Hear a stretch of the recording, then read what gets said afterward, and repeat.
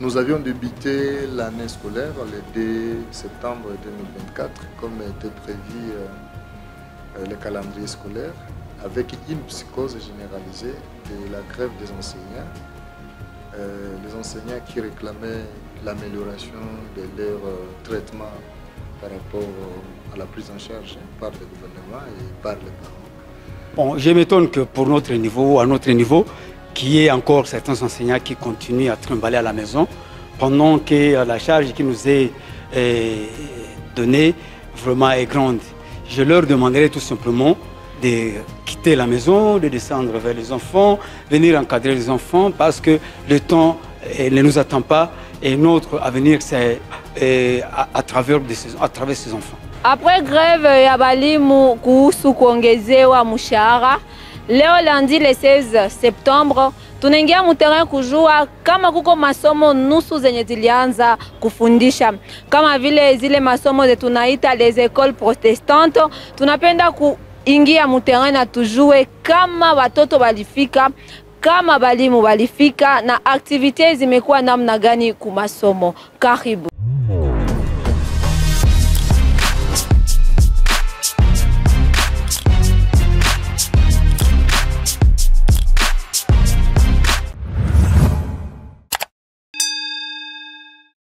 Je me nomme Claude Faïda Simeraï, je suis le préfet des études de l'Institut Uwezo, une école conventionnelle protestante qui œuvre à Kéchero, précisément derrière l'hôpital de Kéchero. Bien, merci beaucoup. Nous avions débuté l'année scolaire le 2 septembre 2024, comme était prévu le calendrier scolaire, avec une psychose généralisée de la grève des enseignants. Les enseignants qui réclamaient l'amélioration de leur traitement par rapport à la prise en charge par le gouvernement et par les parents. Et cela les a poussés de ne pas se présenter. Le premier jour où on était là, on a fini toute la première semaine dans cette psychose.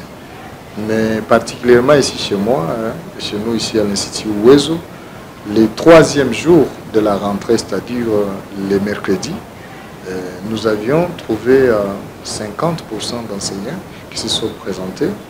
Et le quatrième jour, c'était vraiment tous les enseignants. C'est-à-dire, depuis les 7, ici chez nous, à l'Institut Uwezo, on étudie normalement, on respecte les programmes nationaux, les enseignants sont là, et les enfants, le nombre attendu est là. C'est-à-dire, aujourd'hui d'ailleurs, nous avons un effectif qui s'élève à 979 élèves qui se sont présentés, dont 592 filles et 387 garçons. Par rapport au nombre attendu, c'est-à-dire chez nous, la rentrée, elle est effective. Tous les enseignants qui devaient être là pour enseigner aujourd'hui, ils sont là. La grève d'abord, telle que j'ai dit là au début, elle est noble et elle a son fondement. Parce que d'abord, gréver dans notre pays, ce n'est pas une infraction. S'il y a une cause noble, c'est-à-dire la grève est légale. Néanmoins, par rapport à la revendication des enseignants, bon, nous savons bien sûr la misère qui nous est imposée par la conjoncture de notre pays. L'enseignant aujourd'hui, il est misérable parce que le traitement ne convient pas à son travail qu'il rend à la nation. C'est-à-dire pour cette grève, tous on était d'accord qu'on améliore tant soit peu la situation de l'enseignant. Parce que l'enseignant, il a plusieurs charges par rapport à sa famille.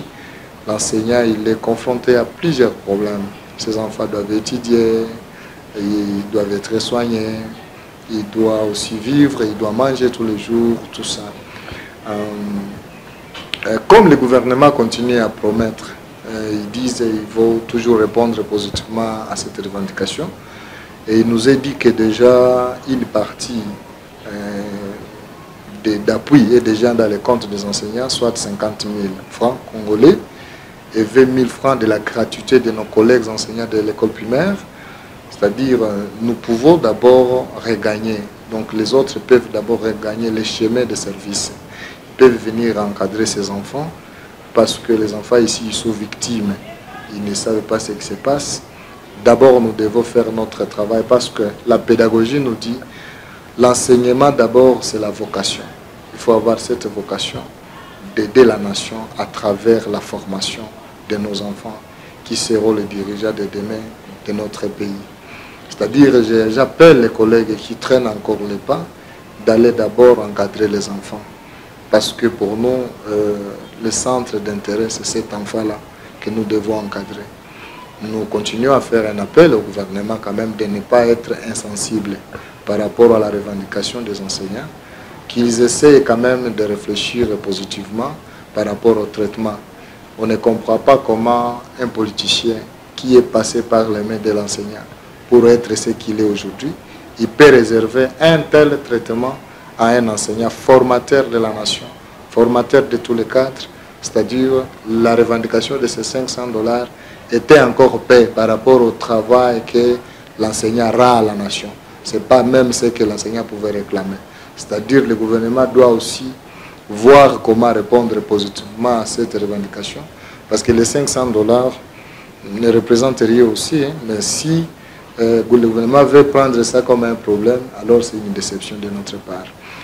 Les collègues peuvent revenir d'abord. Nous attendons l'arrêté du gouverneur pour les écoles secondaires, bien sûr, parce que la gratuité, elle est à l'école primaire. L'école secondaire, il y a une arrêté que nous attendons du gouverneur qui pourra fixer les frais.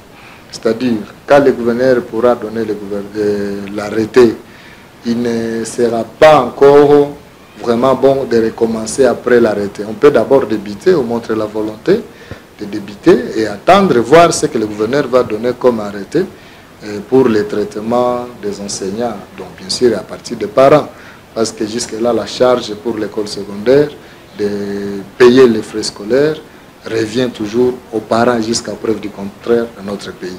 On aimerait que prochainement que cela soit supprimé totalement parce que la prime payée par les parents ne nous honore pas par rapport à notre carrière. Si l'État pouvait prendre cette charge, laisser les parents libres à la maison, uniformiser le traitement des enseignants, ça serait une bonne chose. Et ça pouvait relever même le niveau d'éducation de nos enfants. C'est tout ce que moi je peux donner comme message à nos collègues enseignants qui nous suivent à ce moment. Je réponds au nom de Moanou Kamacho Joseph, professeur de cours d'option en agronomie, notamment la zootechnie, toutes les 4 classes, et l'agriculture en première année, Institut Ouezo bien sûr. Bon, je m'étonne que pour notre niveau, à notre niveau, qu'il y ait encore certains enseignants qui continuent à trimballer à la maison, pendant que la charge qui nous est donnée vraiment est grande. Je leur demanderai tout simplement de quitter la maison, de descendre vers les enfants, venir encadrer les enfants, parce que le temps ne nous attend pas et notre avenir, c'est à travers ces enfants. En termes d'adresse, je demanderai au gouvernement d'être réaliste, que les promesses qu'il a faites aux enseignants, qu'ils les réalisent. C'est ce qui apaiserait et la tension et le désespoir qui se lie dans le cœur et au visage de tout un chacun. Bon, moi je dirais d'une manière générale, à notre école, la rentrée scolaire n'était pas timide comme chez tant d'autres. Nous, c'était prometteuse parce que nous avons vu beaucoup d'élèves, presque la majorité d'enseignants étaient déjà là. Et avec le préfet, il a tenu un petit meeting, un petit discours matinal pour nous encourager et nous féliciter de ce que nous soyons venus.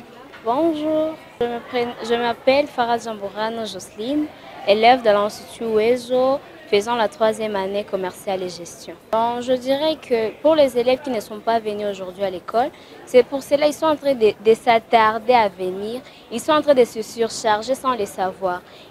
Quand ils viendront à l'école, ils vont rencontrer des vides dans leur cahier, ils ne seront pas à la page avec tout le monde. Et pour les enseignants, je crois que ce n'est pas la peine de continuer à gréver. Ils peuvent seulement rentrer à l'école et continuer à enseigner comme d'habitude. Ils auront leurs promesses au fil du temps. Je dirais que la rentrée des classes n'est pas timide comme je m'attendais à ce que je trouve la classe n'est pas assez d'élèves, mais je me suis rencontrée, il y a plusieurs élèves en classe. Au fait, j'aimerais que, comme les enseignants sont en train de se plaindre qu'on ne réalise pas leurs promesses qu'on les a faites, que leurs promesses qu'on les réalise comme on l'avait dit. Et aussi, j'aimerais dire qu'il y a certaines écoles où la pratique de l'informatique n'est pas assez respectée, qu'il n'y a pas assez de machines pour tout le monde. Il y a des salles de classe comme, je pourrais dire, prenons l'exemple de notre classe. L'informatique, c'est un cours, je pourrais dire un cours technique pour nous, mais on n'a pas assez de machines. On utilise une machine à 8 personnes. Vraiment, je vois que ce n'est pas normal. Normalement, nous devons savoir comment utiliser les nouvelles technologies. Ce n'est pas tout le monde dans notre classe qui sait comment utiliser ces nouvelles technologies. Alors, j'aimerais dire seulement s'il y a des bienfaiteurs qui pourront même avoir un bon cœur de nous donner des machines, qu'on puisse avoir assez de machines pour tout le monde et avoir aussi une salle appropriée à l'informatique.